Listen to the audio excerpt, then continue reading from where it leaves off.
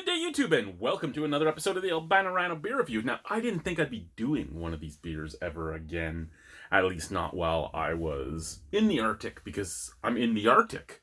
But here we go. We have an Innis and Gunn product, the newest Innis and Gunn beer.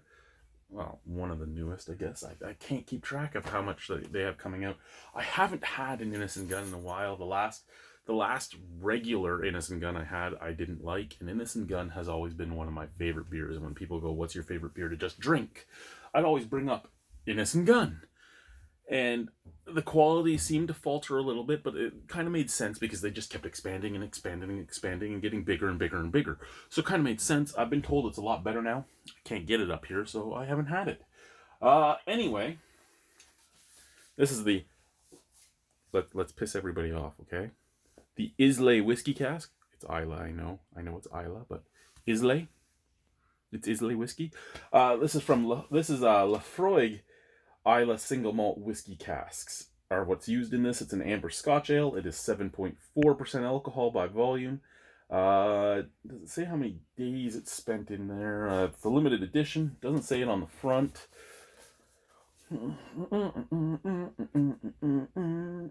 Product of Scotland. Contains barley. Islay is rugged, wild isles that's famed. Islay's a rugged, wild isle that's famed for its dramatic landscape and uncompromising single malt whiskey. You want to know a rugged landscape? Come up to Nunavik or Nunavut.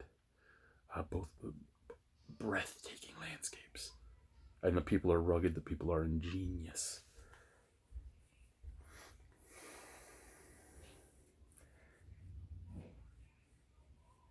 Okay, so it's in their 10-year-old original cask strength casks that we have slowly matured an Innis and Gunn beer that is just as bold and just as extraordinary.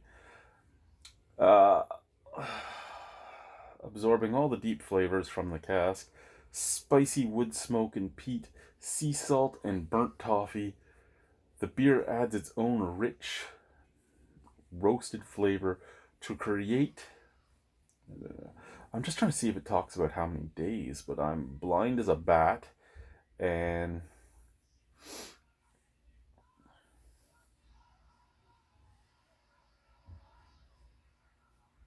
yeah, I can't find it on here. Might be on the bottle, but this is taking too long. So, here's the bottle. Boom!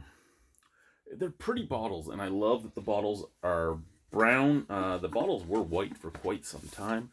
I love the idea of the brown bottles, except they're in the tin, so it wouldn't really matter to me if they were white bottles at that point.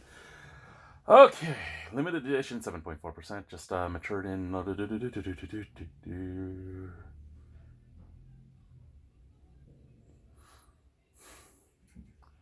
Nope. Okay, well, let's do this, eh? Let's do this. We've taken too much time now. We've taken way too much time looking at this. It's like I'm looking at a Flying Monkeys beer. I've spent 3 minutes. Most of my reviews lately have been 3 minutes. I've spent 3 minutes looking at the label.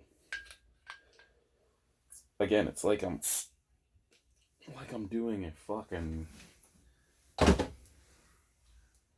beer from Barry, from the Flying Monkeys and all their writing. So I do apologize to anyone that has watched this far, that it took me this long to get to this point. First and foremost, my hard water is not as hard. It's still hard water, but it's not as hard. And for those of you that are only watching this because it's an Innis and Gunn beer and you haven't watched in the last few years since I've come up here, your water's pulled right from the lake. It's pulled right from the lake into a holding tank. That holding tank is then pumped into a water truck's holding tank. That water truck drives to your house and fills up your house's water tank. And then it comes out. So it's hard water, and it is what it is. Head has a nice snap crackle pop. It was a beautiful off-white color, slightly mocha. It's still there. It still has a nice snap crackle pop. It's still going. The color is a beautiful amber. I actually love that color. Scent out of the glass. Oh, okay. So Laphroig is not my Islay Scotch of choice. My Islay Scotch of choice is usually Lagavulin 16 year. Amazing, amazing, amazing, amazing. It is Lagavulin that's Islay, is it not? Oh, it's been so long since I've had hard liquor. Oh, it's been a long time since I've had hard liquor. But anyway, that is full on. That's full on leather, peat moss, campfire. That's all just coming out of the glass, out of the bottle. Vanilla, toffee, leather, tobacco, campfire. Oh, it smells good. Cheers, I gotta try it.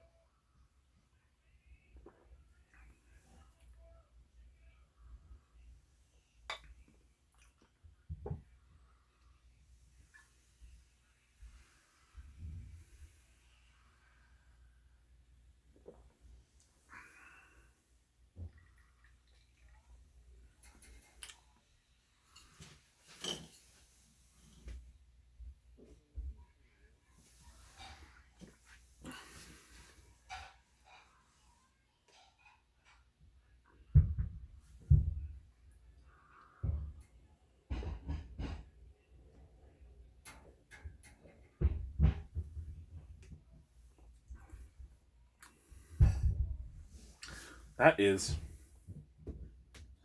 7.4% alcohol. That is so fucking smooth, it's not funny. No alcohol burn at all.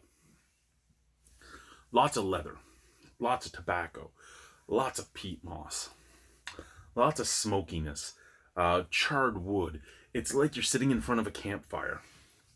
You're sitting in front of a campfire that you've thrown peat moss on the campfire to help smolder it a little bit, and the smoke is blowing right in your face, and you're using a beautiful almost oak, and almost like a sherry wood, and just everything just blowing in your face, and you're chewing on a nice piece of meat, right? Because it's juicy, it's sensual, it's smoky. It's really nice. If you don't like Islay Scotch, you wouldn't like that. I like Islay Scotch. When I drank hard liquor before the bad times happened, and I did stupid things with hard liquor, try and do stupid things to myself. Islay whiskey was my favorite, and so that beer is something I really like.